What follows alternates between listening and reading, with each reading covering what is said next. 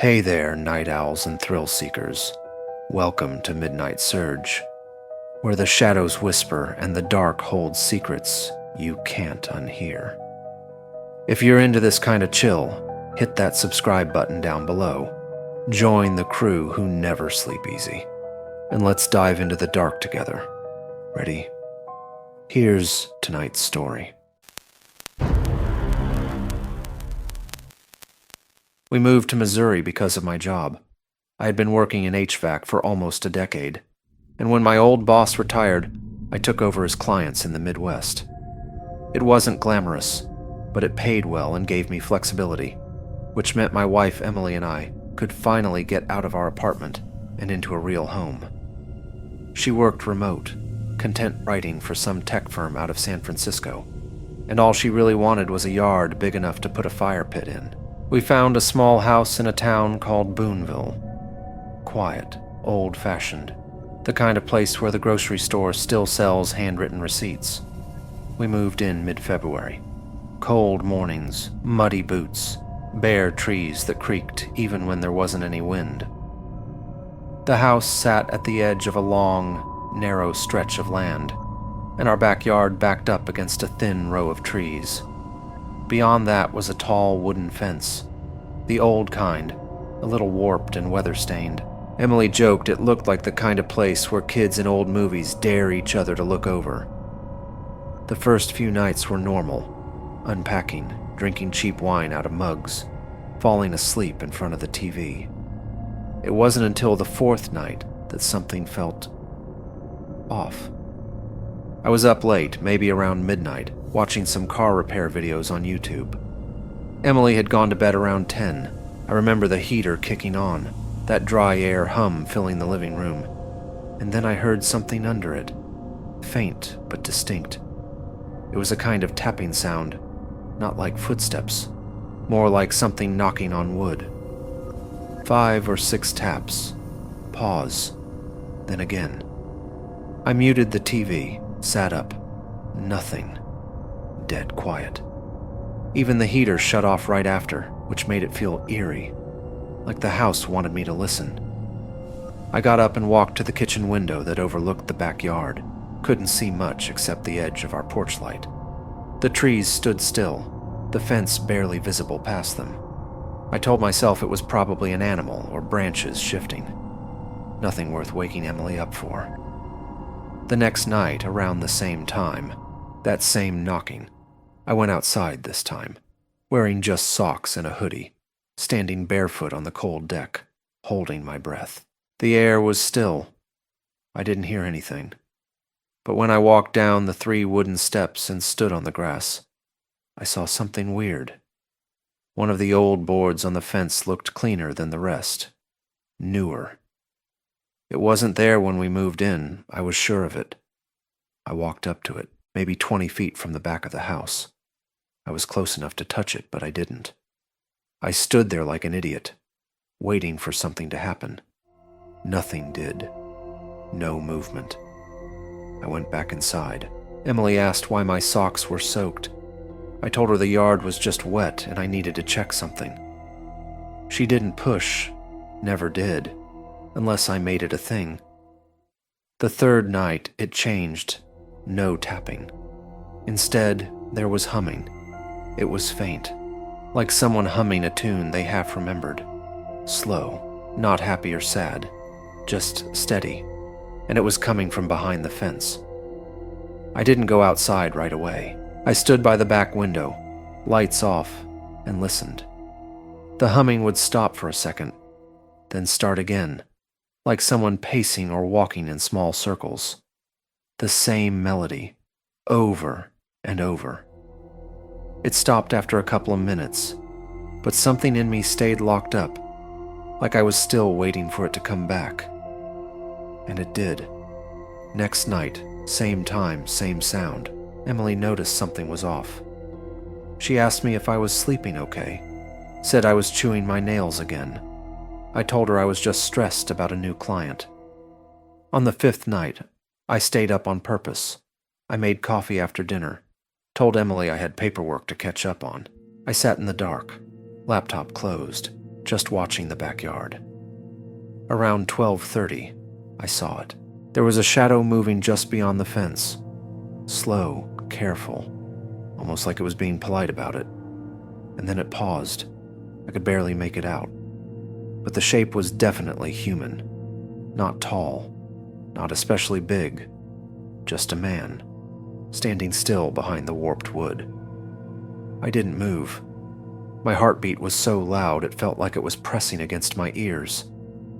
Then the humming started again. It was him. I was sure of it. That was the night I finally told Emily. I expected her to laugh, or be annoyed, or ask if I was drinking again. But she didn't.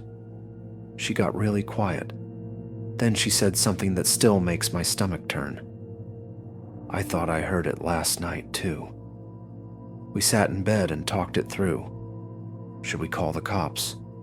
What would we even say? There's a man humming behind our fence. We didn't have any video, no proof, and we just moved here. Last thing we wanted was to start off by being those people. It's all seeing to it. So we bought a cheap motion light and screwed it into the back of the house. Then a camera, one of those smart ones that sends alerts to your phone. I checked it constantly. For 2 nights. Nothing. No alerts, no sound, no shadow. I started to think it was over. Maybe just a drifter passing through, right?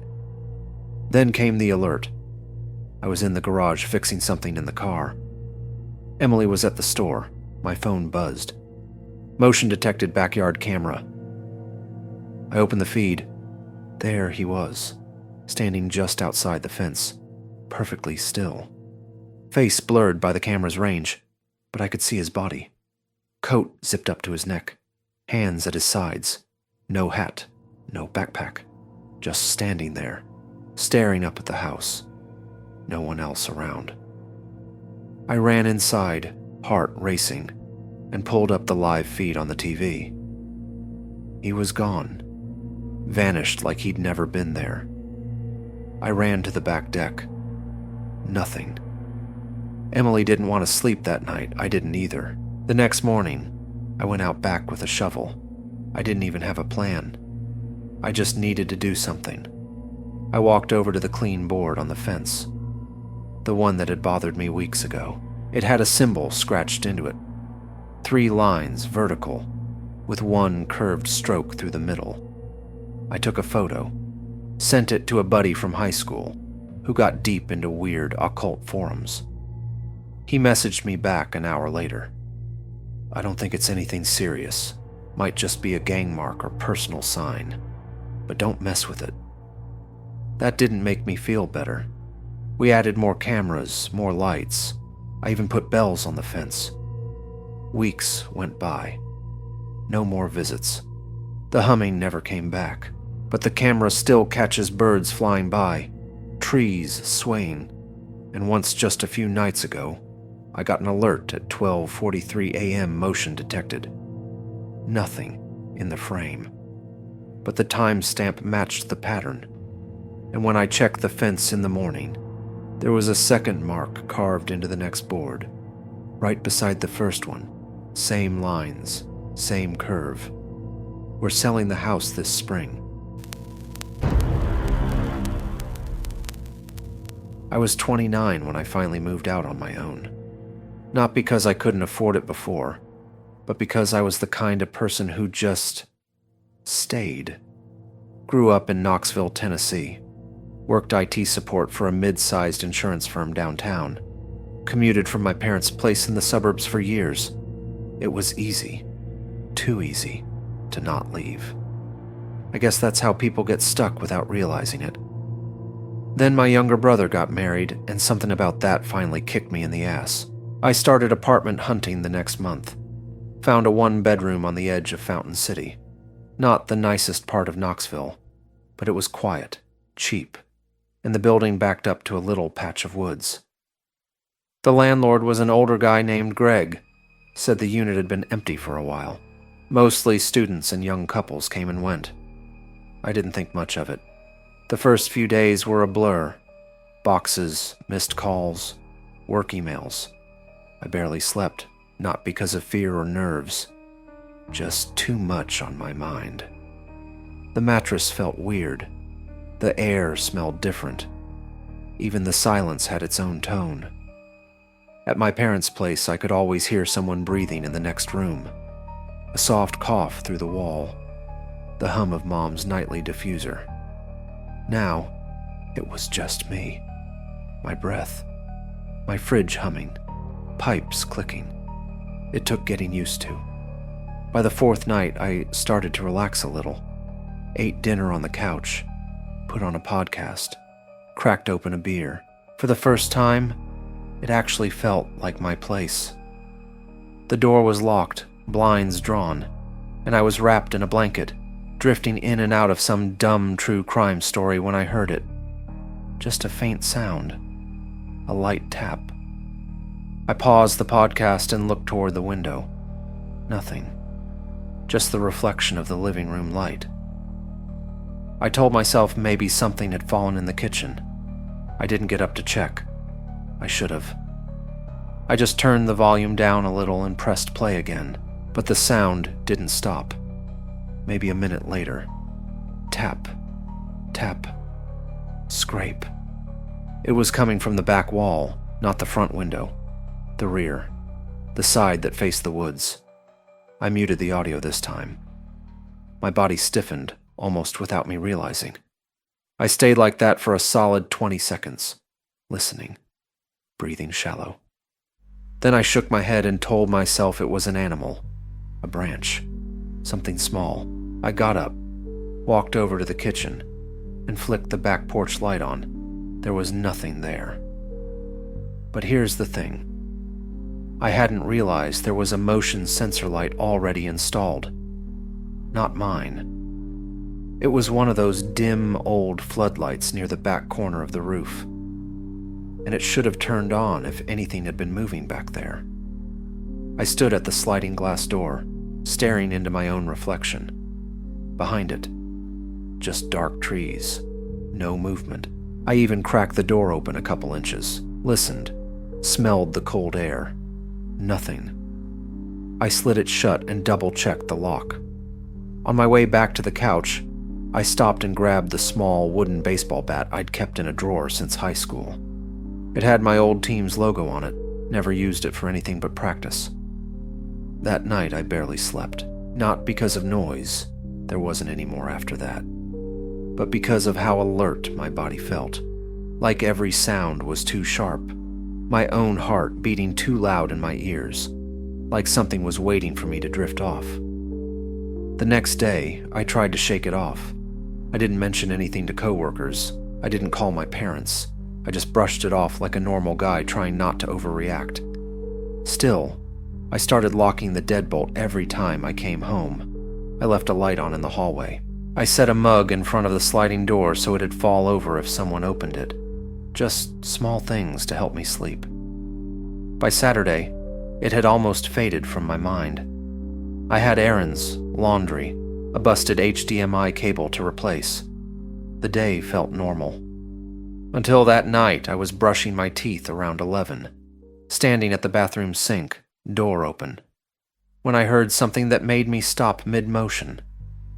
A soft creak, the kind a door makes when it opens real slow. Not from the front, from the living room. I turned the faucet off and stood there, foam in my mouth, ears straining. Nothing. I slowly stepped out, wiping my face on a towel. The hallway light was still on. Everything looked normal, but something in the air had changed. I could feel it. You know that sense when you walk into a room and something's just off, like the air got heavier. I held my breath and walked down the hall.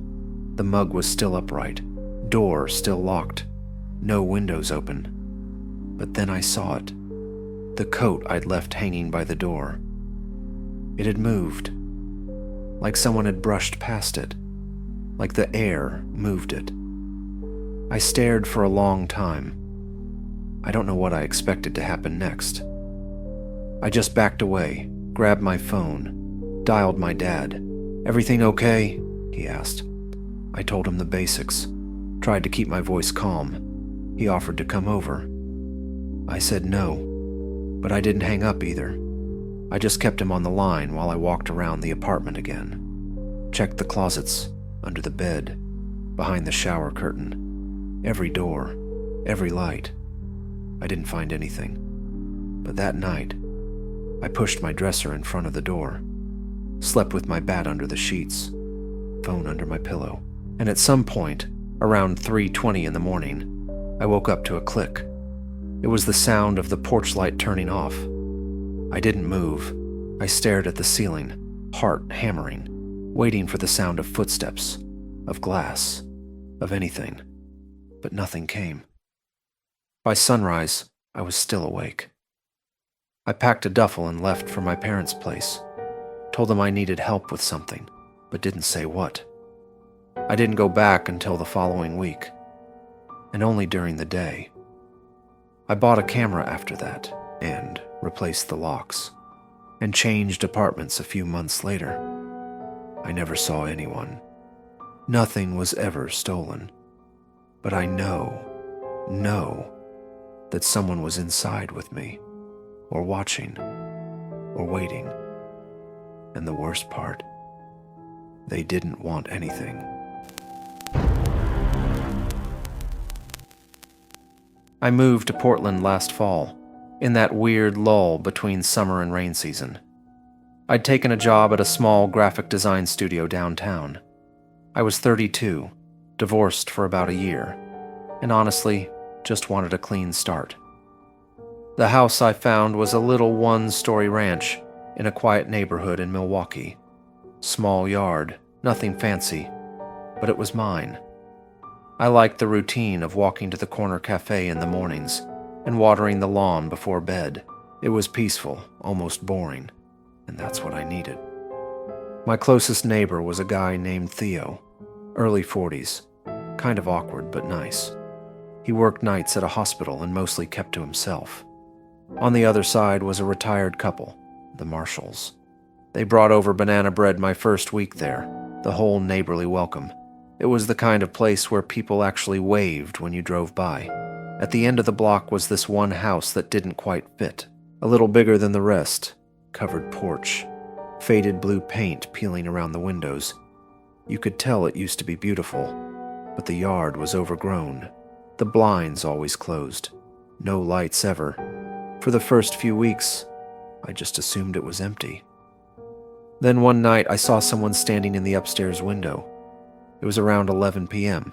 I just finished brushing my teeth and was heading to the kitchen for a glass of water. When I passed by the living room window, I glanced down the street and saw him.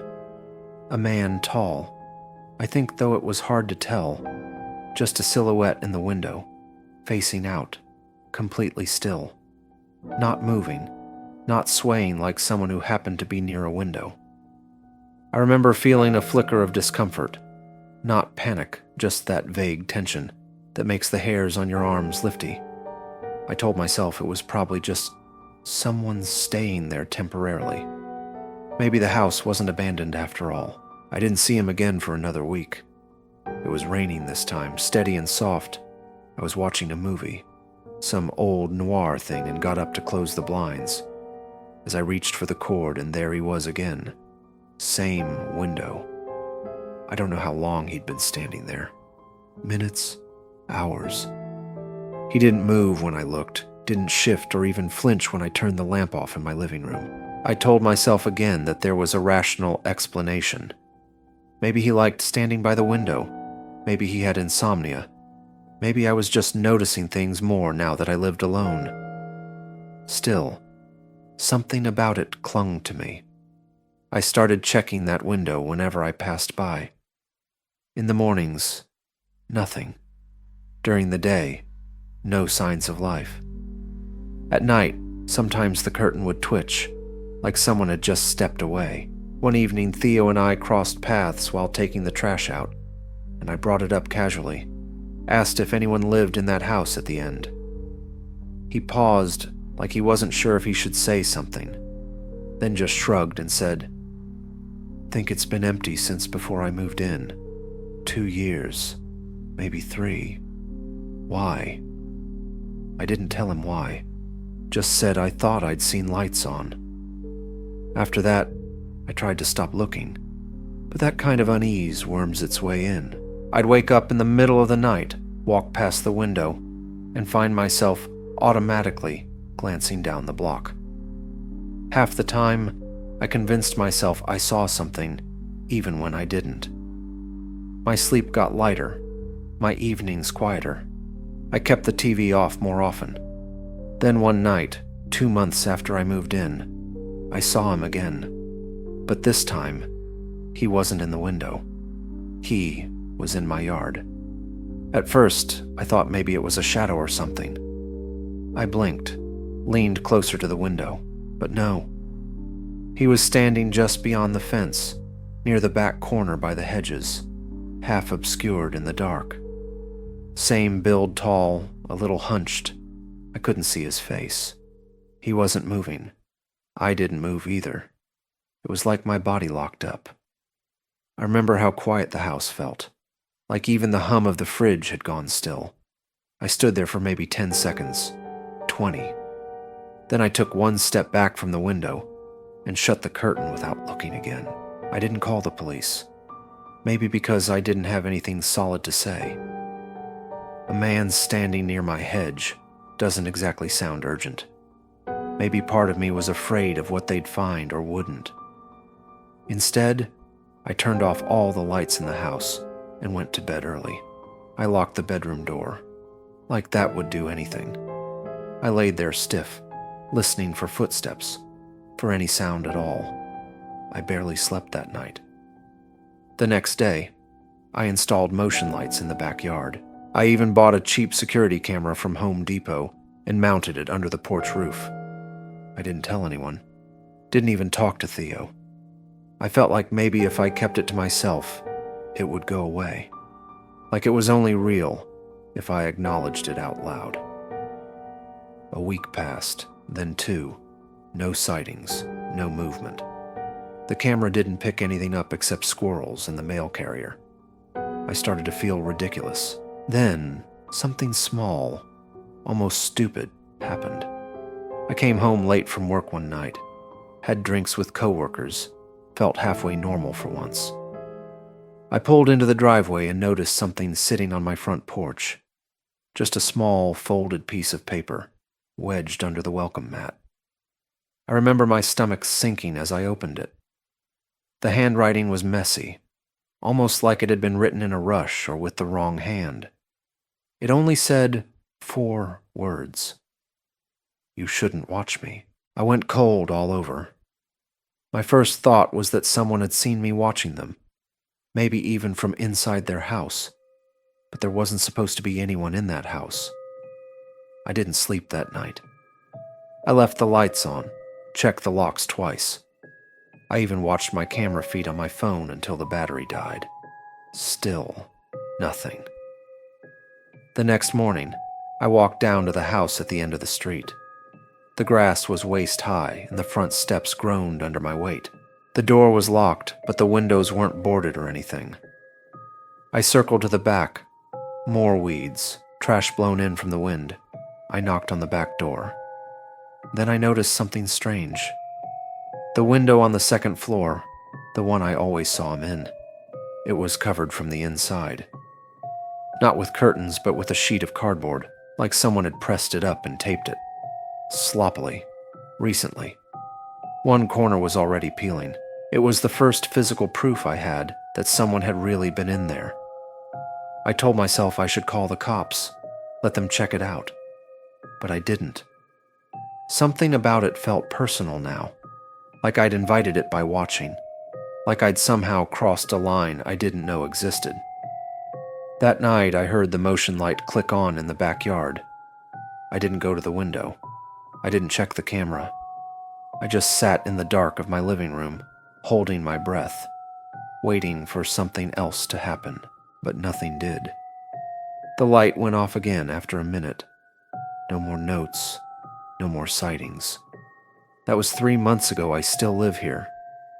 I don't look toward that house anymore. I keep the curtains closed at night and I leave the porch light on. I still have the note in my desk drawer, folded neatly, like it's waiting. Sometimes I wonder if he's still watching me, from behind that cardboard-covered window. Sometimes I wonder if he ever left. But mostly, I try not to think about him at all.